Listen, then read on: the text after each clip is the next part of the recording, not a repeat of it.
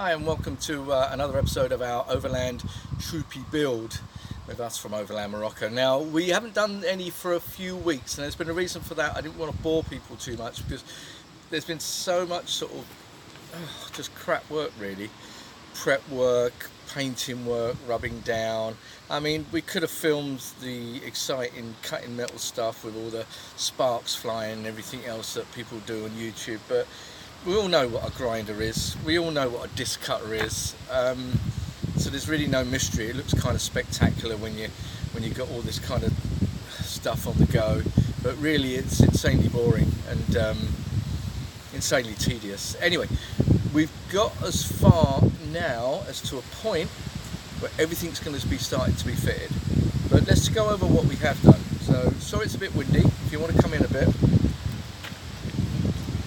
Now if you look along here, for instance, okay, and all along here, now you remember I was saying it was like Swiss cheese? Well, it's all been rubbed down, filled, the roof's not been done, all the wiring's in, ready to go for when the cabinets go in, which will be very, very soon. If you come down here as well, we've got our little piece mats. Even like this, it's made a huge difference. Just these little these pads that you stick on. Once we've got the insulation in as well, it's going to be even better, hopefully. But we've got these little piece mat things, and it just takes a bit of deadening. You know, it deadens the. Sorry about the wind. South Downs are lovely, but it's either raining or it's windy, and we can't paint in the wind, and it's a bit of a pain in the ass. But anyway. So yeah, so this stuff's in and it just takes that tinniness out. As you can see, all been finished and painted. Now here, as we mentioned before, what's going to happen is there's going to be a piece of aluminium, and it's going to be with a drop down like everyone does with a cooker here, but we're actually going to have a little inset box to actually put all stuff in. Same for the other side as well, to be perfectly honest with you. Outside wiring, top wiring, LED wiring, USBs and cigarette points, fridge. I mean, it's all basically in, ready to rock and roll. If you come around here, I'll show you something which isn't too good. So come round.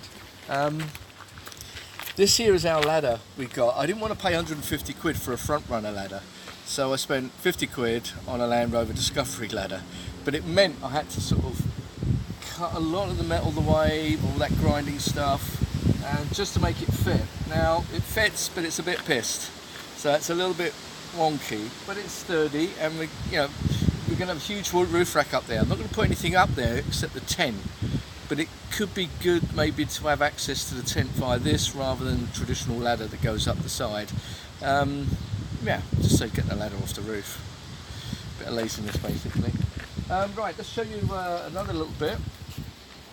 Possible things to come. Let's give you a good idea of how we're going to be doing the interior. A lot of people go for the roughy tufty look. A lot of people go down aluminium angle and, if you like, checker plate, and it's all very fantastic. But it is our home, so we've kind of gone down the route of making it a little bit funky, a little bit homely, a little bit cozy, and a little bit orange. As you can see, what we've done is just taken the original ones and recovered them with this vinyl. Luckily we had these, but they were covered in something that resembled Chewbacca from Star Wars. Very hairy kind of stuff. So now it's just black vinyl. You can have a look through there actually, you can see. Yeah, I mean, it's a bit bright today, so it is a case of it's a little bit quite getting the colour. All the wiring's been done here. All the wiring's hidden. I've had this whole dashboard out. I've replaced bulbs, etc., slightly brighter ones.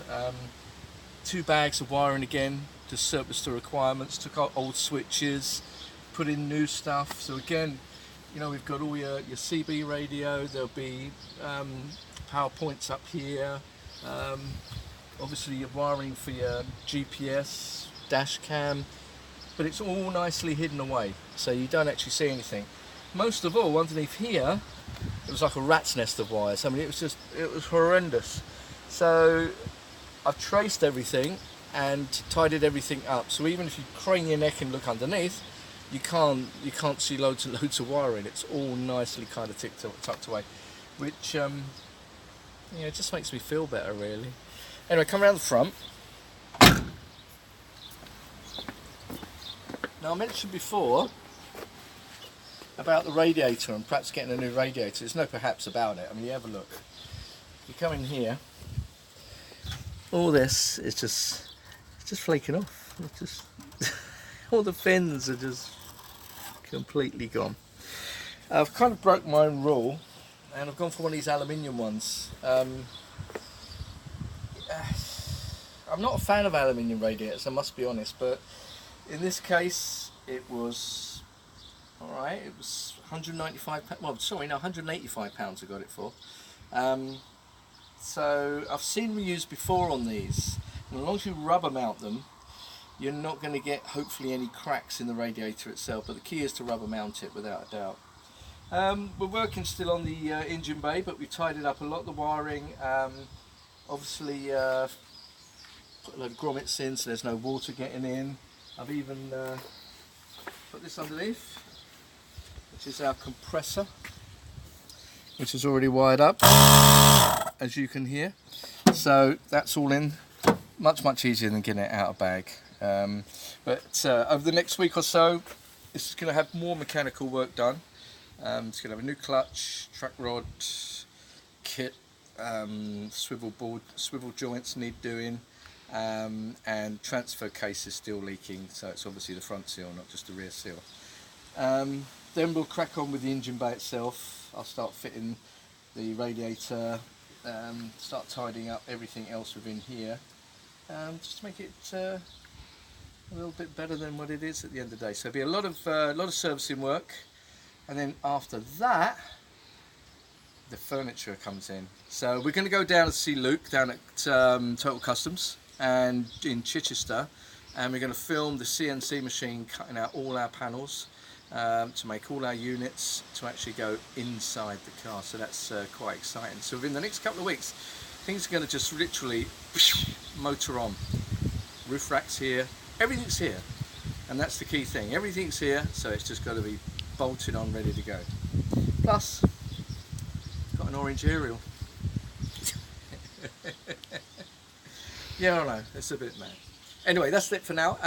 Join us again on the next episode, where we'll be hopefully looking at the interior being cut, and be able to give you an update on all the mechanical work that's been done as well. So thanks again for watching. Don't forget to subscribe, and if you could leave a comment, I'd really be pleased about that. Also, if you leave us a like, I'll be very happy. If you leave us a dislike, just tell me why you dislike it, and I may do something about it, but then again I may not. So thanks for watching, and hope to see you again. Bye bye.